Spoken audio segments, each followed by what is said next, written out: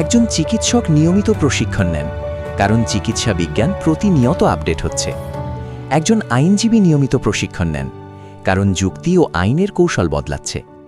একজন শিক্ষক নিয়মিত প্রশিক্ষণ নেন, কারণ শেখানোর পদ্ধতিও সময়ের সাথে পরিবর্তিত হয়। তাহলে একজন বীমাকর্মী কেন প্রশিক্ষণ নেবেন না?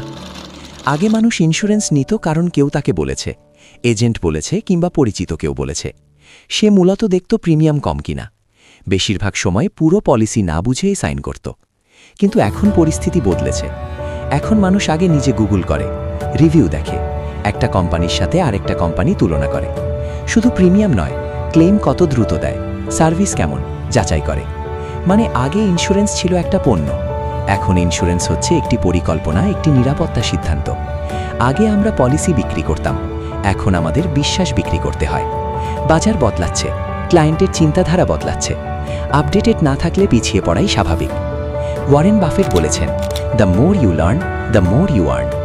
নিয়মিত প্রশিক্ষণ নিন, কার্যকর কৌশল ও সঠিক দিক নির্দেশনা শিখুন। নিজেকে কেরিয়ারের নেক্সট লেভেলে নিয়ে যান।